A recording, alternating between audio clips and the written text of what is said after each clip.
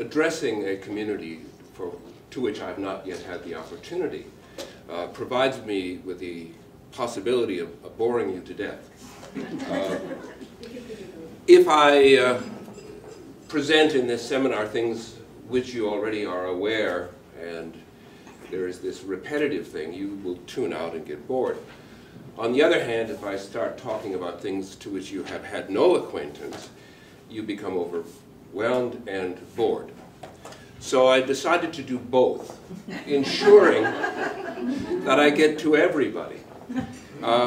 As you will see from the notes, they are extensive. That arises from a terrible fear of leaving something out. And one of the things that I've learned, my current supervisors in the Doctor of Science program know nothing about Chinese medicine, and that's why I went to this particular university. They are radiologists. And so when I started doing it, I was doing the kind of things that we do in TCM, looking at that, giving information, providing it, and they sent it back. They said, I'm sorry, what's the reference for this? And then I would provide one. They say, no, that's not a peer-reviewed reference, I'm sorry. And so I submitted a number of papers, and they sent them back, and they said, finally, they said, Daniel, we want you to reference every sentence. So the references, often in the papers that I present now, the reference list is as long as the papers themselves. And that's what we have to do in science, and I think that's the transition we need to make in Chinese medicine as well. To be taken seriously, we need to speak the language of science. Doesn't mean we give up our traditions. Doesn't mean that we leave behind the value of our ancestors. But it does mean that we have to bridge this gap, because we are the complementary part of a team. Whether we like science or not, whether we believe in mainstream medicine or not, they are the paradigm of our time. And therefore we must communicate with them in the language that they assign as valid. Once we do that, we can then argue the points. I've been working with Torin, and Torin has been dealing with his government. Torin is from South Africa. He's our distributor in South Africa. And Torin has been working with his government in regard to what do you define as medicine? And initially they said to him, everything has to be a randomized controlled trial. And we said, no, that's just not true. Randomized controlled trials are one aspect of looking at evidence, but it's only one aspect. There are other ways of looking at evidence. And so we've done this dialogue, and we're still in the process of, our Torin is in the process of this. So we need to know what the language is, and that's one of the things we're going to look at today, is the issue of language. And also I want you to notice that my seminars are not prescriptive. That is, you're not going to walk away at the end of the day saying, okay, for this I know what to do. Because I don't believe that that's what medicine is. That's what reductionist medicine is. That's what pharmaceutical biomedicine has become.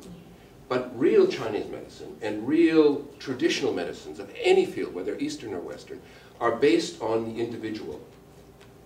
So while I have recommendations here, those are only recommendations that use as a basis for understanding the direction in which you go. And you are the pivotal person. People will ask me questions. They say, what should I do for? And I say, I have no idea. I have no idea what you should do for. I don't know the patient. I don't know their individual situation. It is not a disease-based reductionist system that we have, but rather interpreting at quite an intuitive level the process. Doesn't mean we don't have the information, but it does mean that we have to make that leap to treating that individual. So these are recommendations. And what I want you to do, and I suggest that you do, is that you look at what I've given you, and you take what I've given you, and you use it as a basis. You look at those references. You can see that there are extensive references. If there's something of interest in this, and I hope there is something of interest in this today, that you take that reference and you look at it. And that's what I've learned from my colleagues in the science field. Everything must be peer-reviewed.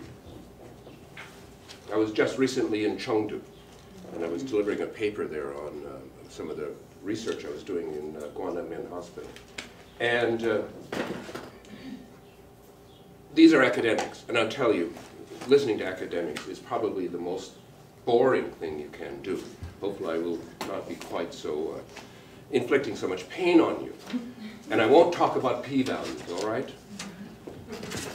However, at the same time, there are things in here that are useful for you to go to. So you're going to spend a day here.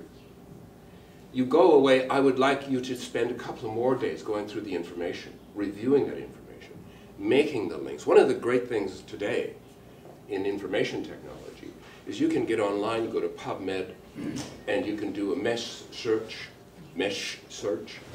and you can get massive amounts of information. You could keep 10 or 20 windows open and look at that and link things together. It's very intuitive. When I was going to university in the early 60s, excuse me, phlegm, in the university, and you know, remember in those days it was all from books, and you would go to a library and you'd pull out a book from the stacks and you'd go down there and you'd look at it and you'd read something and you'd go, oh, okay, and you'd go to the next one. Maybe you'd have 3 or 4 books. I mean, those days, I mean, it was primitive working with hard copy. Now everything is available instantaneously. And if you work at a university, you should have access to a lot of these databases, and the information should be free, which is one of the wonderful things about universities today. Anyway, so that's enough of we're going to talk about the endocrine system, but we're really not talking about the endocrine system because nothing is in isolation. The endocrine system, again, this is part of reductionist medicine. We say, oh, this is the endocrine system. The endocrine system is only part of a larger system called the psychoneuroimmunoendocrine system.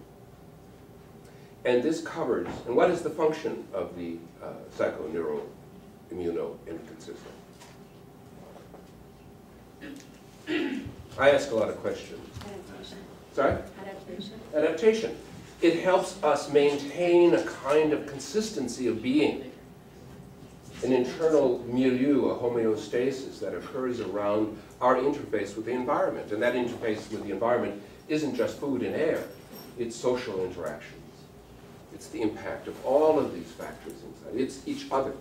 We are part of this large community and we interact. So when we're looking at this adaptation, we're looking at a system which is extraordinarily complex in primates.